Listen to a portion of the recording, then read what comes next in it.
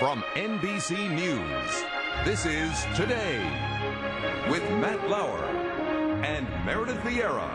Thank you, Al. One thing that all parents know for sure is you never know what's coming next. Chances are when you gave birth to a baby girl, you thought of pink ribbons, ballet class, and dollhouses filled your head, and then you discovered you're raising a tomboy.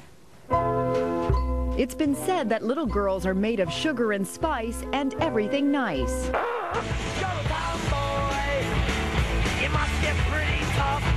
And some girls, well, they like to mix things up a little. I like soccer a little, I like wrestling and video games and handball and basketball. 6-year-old Sophie Reynolds is a self-described tomboy who wouldn't have it any other way. Time out.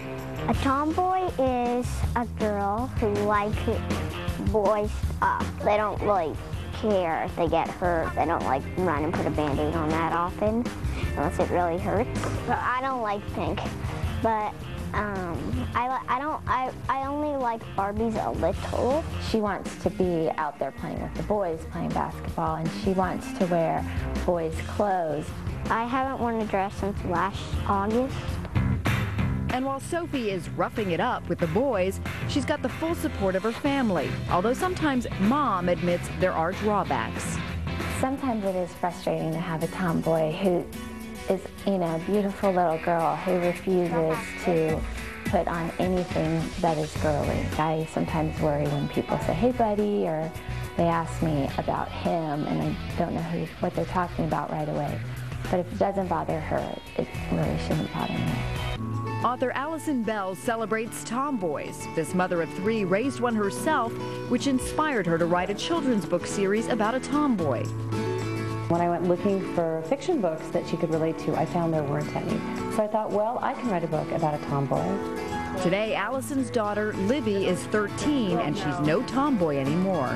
It was good that she just let me be who I wanted to be. Allison advises parents of other tomboys to enjoy their children's interests because you never know what's around the corner. My daughter now, who used to be such a tomboy, is a typical 13-year-old who spends hours in front of the mirror and cares dreadfully about how she looks. And I actually miss the old tomboy self.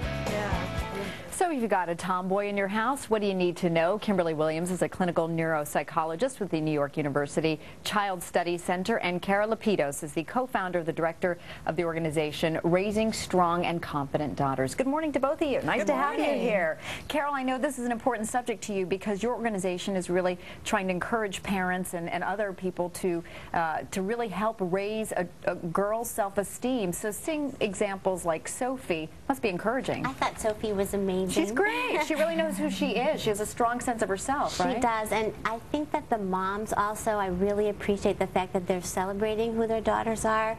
I think that the whole word tomboy used to have a negative impact, but I think it really speaks to girls like Sophie who know who they are and they love being physically active and feeling good about themselves and knowing that they love what they're doing. Yeah, and Kimberly, what might cause a girl to go the way of being a little bit of a tomboy? Well, everyone's trying to figure that out, and really there's not a whole lot of research about that.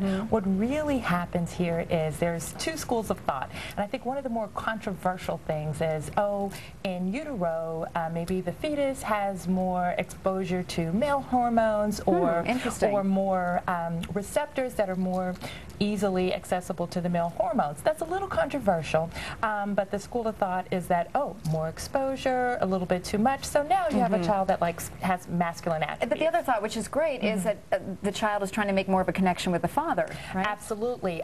There's also information about, stronger male role models, less of a female role model, and little girls who play with their brothers, their big brothers. Kimberly, the concern, though, of course, is if your child, or Carol, if your child gets made fun of in school because she's a little bit different. She's not like the other girls who, wear the ballerina dresses and dresses up like princess.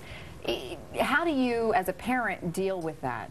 Well, I just want to tell you a quick synopsis because there's a parent that had trouble with that with her daughter and her son. He was 9 and she was 7, and they were in a toy store.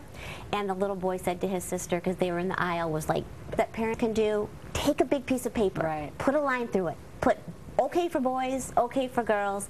Have your kids start to let you know what they see as those gender breakouts are and celebrate crossing the line. And it really starts at a young age, though, because I remember going to, play dates and stuff, and a lot of my friends with their kids would say, I don't try to let them pick a baby doll or a truck. I mean, it kind of just let them gravitate to what they would go to naturally, right? Absolutely. I think that parents sometimes get too caught up in feeling like, oh, she should be playing with dolls and he should be playing with trucks.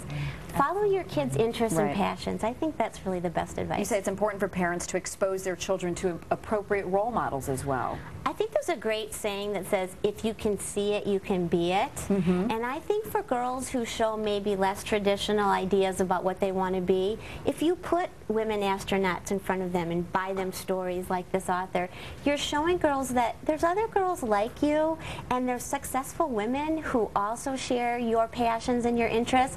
Let your daughter know this is a good thing. And Kimberly, you say parents have to be conscious of not sending mixed messages to their children. Explain why that's so important. Absolutely do. It's important that they really foster unconditional love.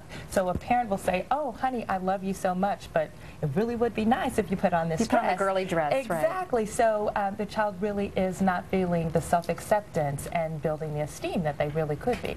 And Kimberly, you say it's so important, or Carol, again, it's so important for parents to really be involved in their children's lives, no matter what the activities are that they choose. Absolutely. There was a wonderful documentary on a few years ago about a girl who was interested in wrestling, and when I was talking to your producer, I had said, get involved, and he said to me, you mean actually wrestle too?